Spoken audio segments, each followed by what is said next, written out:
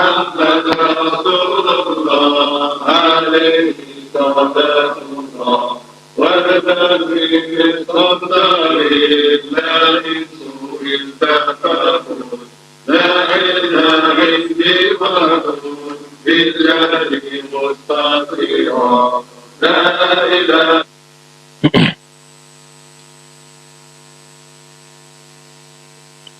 أعوذ بالله من الشيطان الرجيم بسم الله الرحمن الرحيم وصلي وسلم وبارك على سيدنا ومولانا محمد وعلى آله وصحبه والحمد لله رب العالمين. ربنا زدنا علما وعملا وأدبا وفهما. السلام عليكم ورحمة الله.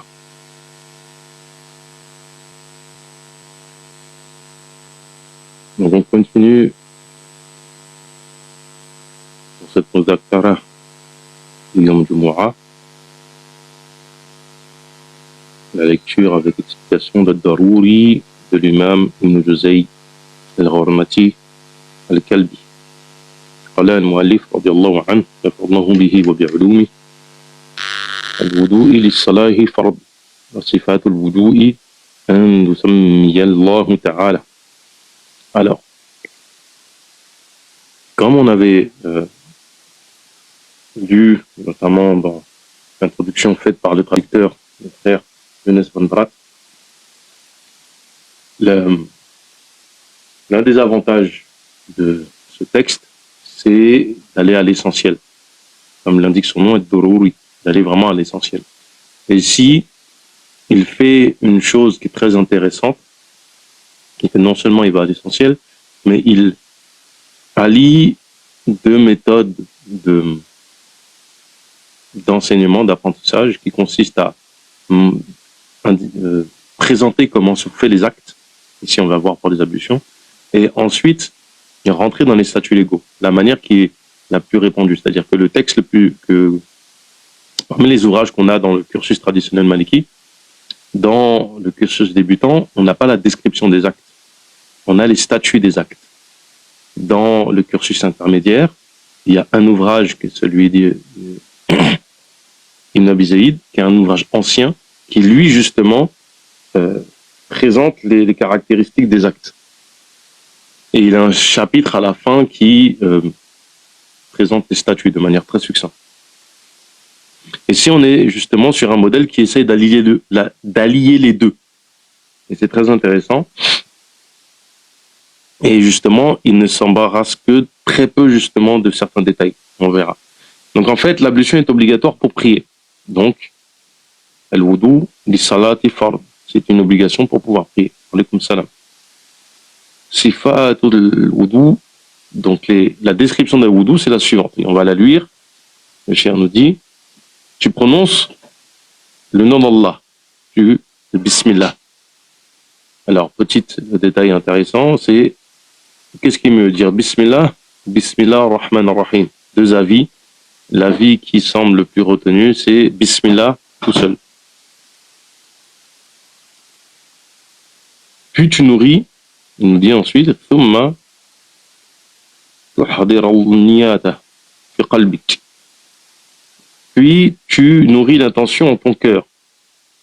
Alors ici, effectivement, en fait, il met une succession entre la basmala et l'intention. On peut les mettre en fait en même temps parce que, non, pour être plus précis, l'intention se prend au moment du premier acte obligatoire. Donc, ça s'entend que tu mettes l'intention après avoir dit la basmala.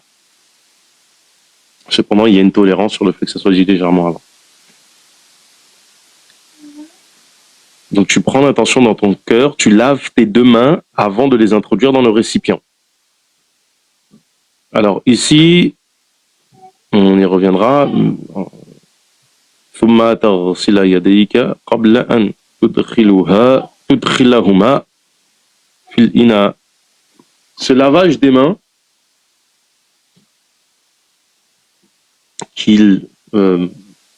on fait 3 fois évidemment.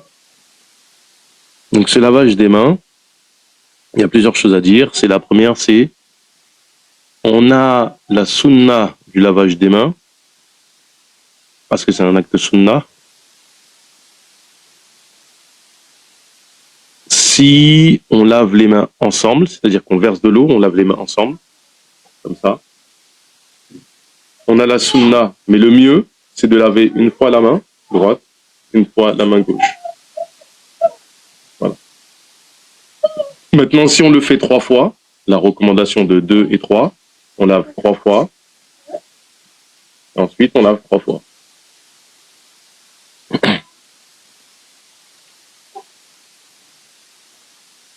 Tu laves tes 2 mains avant de les introduire dans le récipient. Puis, tu procèdes à la madmada et à l'istinshaq en insistant bien lors du nettoyage de ta bouche et de ton nez. Alors, la madmada consiste à prendre avec la main droite l'eau, la mettre dans sa bouche et remuer l'eau dans sa bouche. C'est-à-dire que lorsqu'on fait ça, sans avoir remué l'eau dans la bouche, on n'a pas fait la madmada. La madmada, ça va être ce qu'on appelle la gargarisation, faire remuer l'eau dans la bouche. Et la recracher.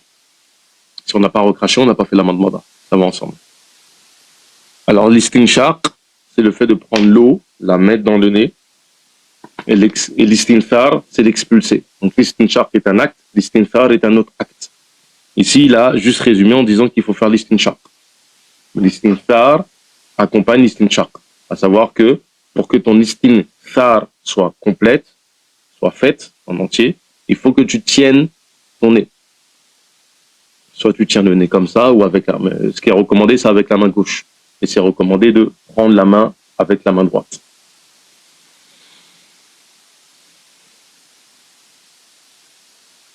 Donc tu insistes bien avec le nettoyage de la bouche et du nez. C'est-à-dire que pour la bouche, comme j'ai dit, il faut bien remuer dans la bouche. Pour le nez, tu fais bien remonter l'eau et tu l'expulses. À savoir ici, c'est une information qui est très importante. C'est que ça, c'est si on ne fait pas on ne jeûne pas. Lorsque l'on jeûne, par contre, lorsqu'on le jeûne, on ne va pas exagérer de crainte que l'eau monte et arrive à la gorge. Parce qu'en passant par le nez, ça arrive à la gorge. Et ça, on rompra les abus, le jeûne.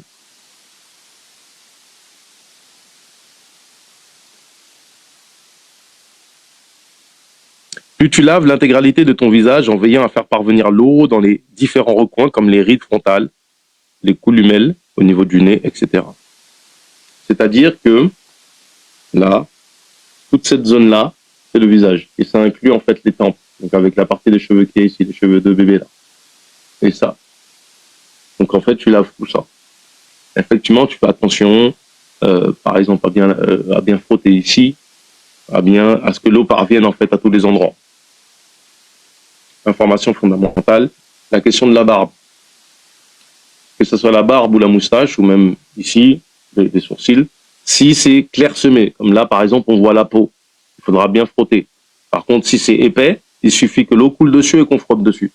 Là par exemple, j'ai quelques, on voit la peau en dessous, donc je devrais bien frotter comme ça. Pareil ici, je devrais bien frotter. Par contre, si c'est épais, ça coule dessus et on frotte dessus et ça suffit.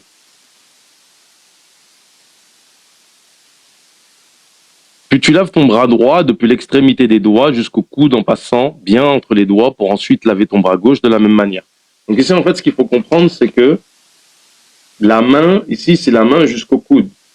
Le premier lavage, qui n'est pas obligatoire, qui est sunna, c'est la main jusqu'au poignet. Là, la main jusqu'au coude. Il faut bien frotter à l'intérieur. Parce que là, c'est l'obligatoire. Pour la sunna, il y a une certaine tolérance. Mais pareil, pour l'acte sunna, en fait, il y a la question aussi de ce qu'on appelle le tahlil en arabe. Donc laver en fait à l'intérieur. Donc on fait couler l'eau, on frotte bien à l'intérieur et on descend jusqu'au coude. Ça suffit, il n'y a pas besoin de faire ça comme ça souvent quand les gens font. Juste tu coules l'eau, tu fais ça et ça suffit. Pour ce qui est de la bague, vous voyez ici j'ai une bague qui bouge facilement, donc il n'y a pas obligation de la retirer. Il suffit l'obligation de frotter en dessous. L'obligation de frotter en dessous, si vous voulez, c'est parce que ça bouge, donc c'est obligatoire pour laver en dessous. Par contre, pour les bagues qui sont serrées, il n'y aura pas d'obligation de les retirer parce que c'est une difficulté. Par contre, on verra pour le rose, c'est obligatoire de les retirer.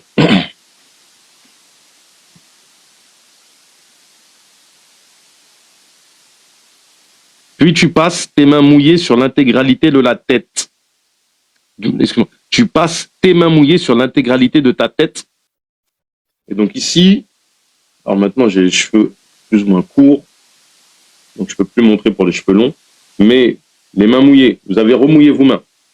Vous prenez la tête comme ça, hop, j'ai jusqu'à la fin, jusqu'au cou, jusqu'à la nuque. Et vous retournez en avant. À l'aller, c'est obligatoire, retour, c'est sunna. Pour le fait d'avoir les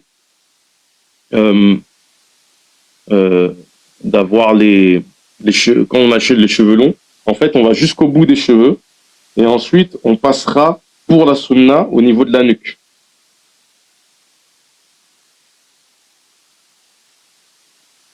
En fait, tous les cheveux, quand on a fait au-dessous, là, si on a les cheveux longs, comme c'est cette zone-là qui n'a pas été frottée, donc il faudra la frotter.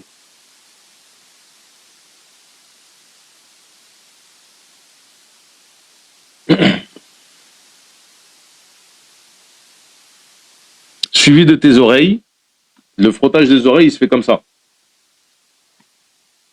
Vous mouillez les doigts. Ensuite, tu mets ici ton index là, et avec le pouce, tu frottes l'extérieur. C'est aussi simple que ça. Fait partie de la sunna de remouiller les doigts pour le frottage des oreilles.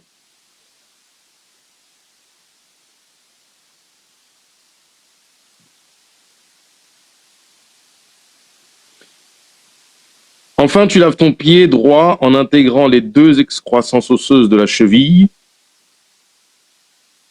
donc qui est au niveau du tendon d'Achille, et en faisant parvenir l'eau dans les crevasses de tes pieds, de part et d'autre, tout en veillant à passer entre tes orteils. Ensuite, lave ton pied gauche de la même manière. Pour le lavage, le frottage entre les orteils, c'est mandoub, c'est pas obligatoire. Par contre, tu dois t'assurer que l'eau est bien passée en travers. Après avoir terminé, tu dis la formule أشهد أن لا إله إلا الله وحده لا شريك له وأن محمدا عبده ورسوله اللهم اجعلني من التوابين واجعلني من المتطهرين. Ça, c'est la dua que tu dis une fois que tu as complété.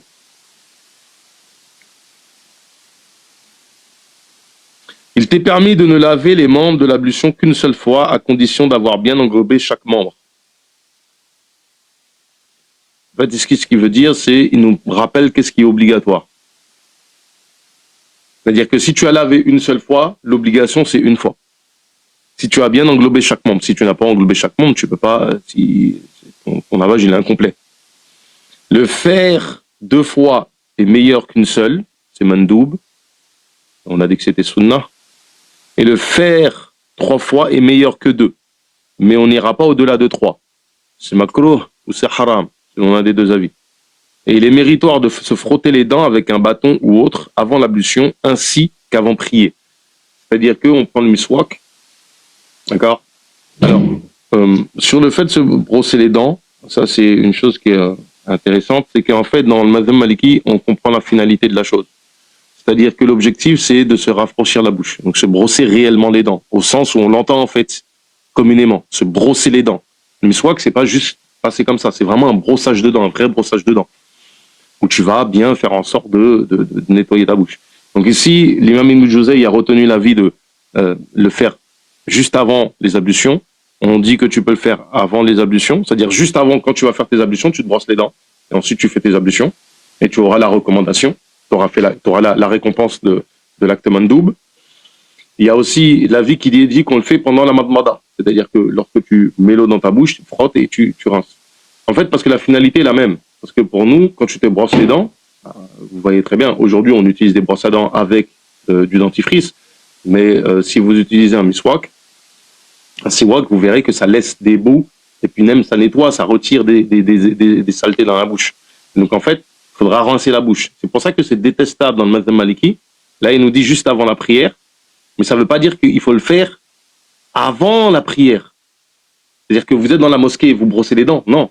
Si tu vas aller prier, d'accord, tu te brosses les dents.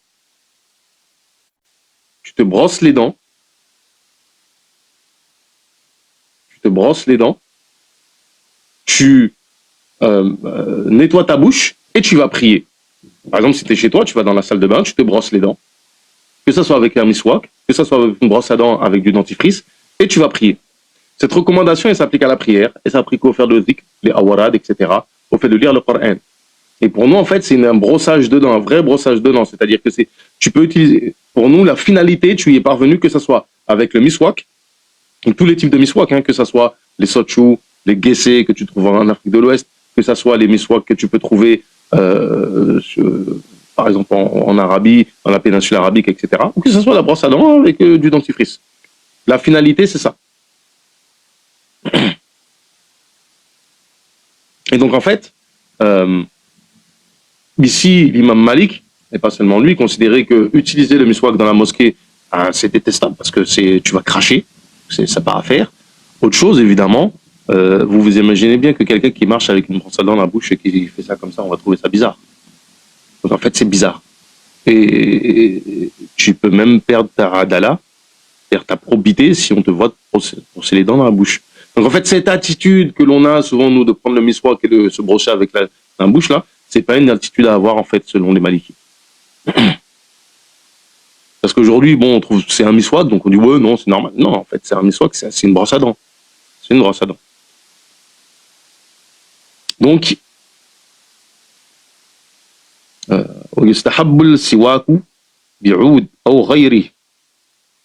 Donc avec un bâton ou autre. Ça, c'est clairement dit dans l'école.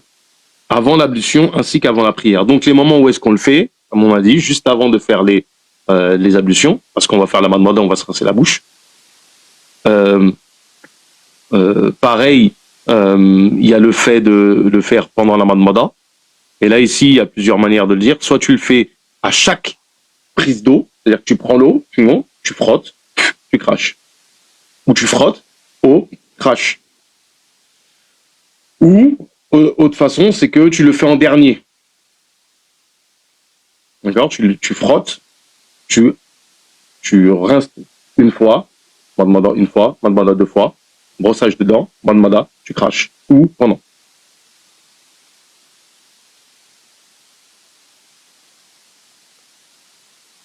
Maintenant, wa'lam anna al-farad al-wudu.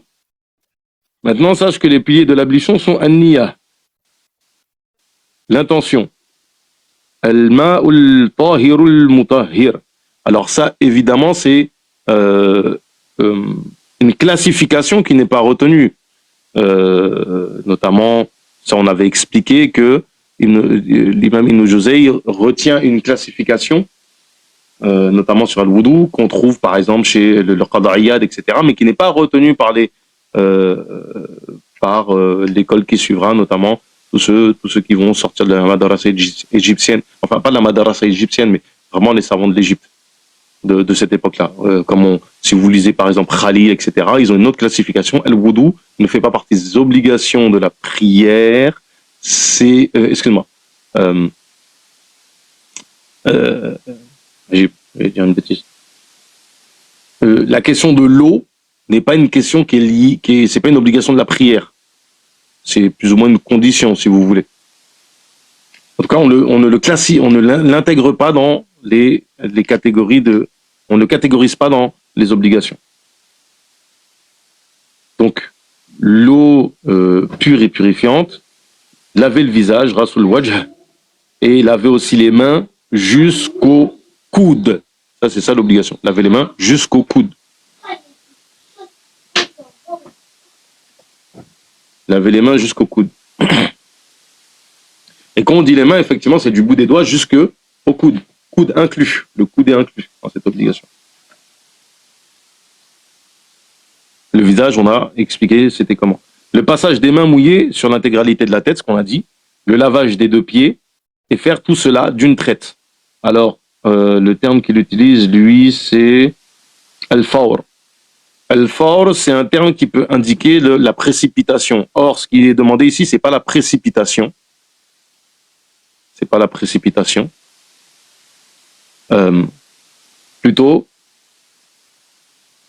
c'est le terme al-muwala, c'est la continuité entre les actes. C'est-à-dire que on ne doit pas passer d'un membre à un autre avant que le membre précédent soit sec.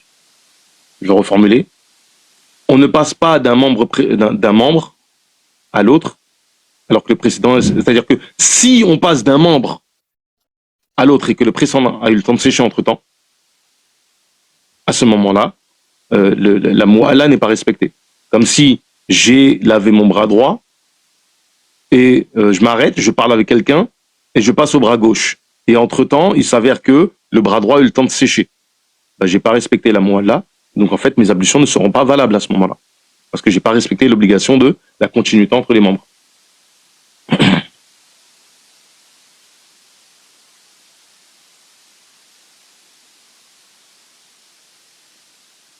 Autre que cela, c'est-à-dire dans tous les actes qu'on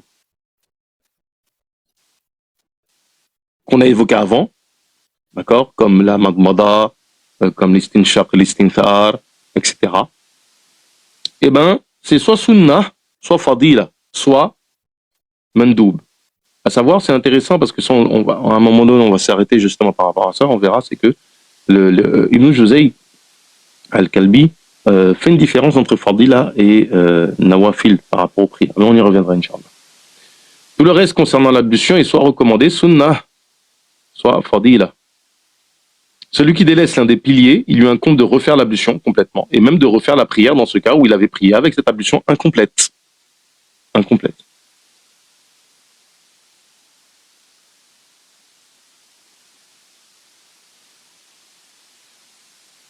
Et celui qui a délaissé tout autre que cela, alors qu'il fasse pour les prières à venir, et il n'a pas à refaire la prière.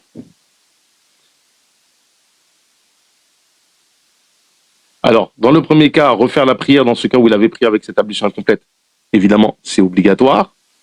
Celui qui a délaissé une sunna volontairement, c'est mandoub de refaire la prière avec cette sunna qu'on a délaissée. Et petit détail important, c'est si on a oublié un acte. Si on a oublié un acte, on doit retourner à cet acte-là, s'il est obligatoire. Si c'est un acte obligatoire, par exemple, j'ai oublié mon bras droit et je suis en train de laver mon pied droit. Je dois maintenant retourner à mon bras droit, laver mon bras droit. Et maintenant, il va être recommandé de refaire les membres obligatoires qui suivent, c'est-à-dire le bras, pas le bras gauche justement, le frottage de la tête, lavage du pied droit, lavage du pied gauche, qu'on n'a pas encore fait dans l'exemple que je prends. Pourquoi ?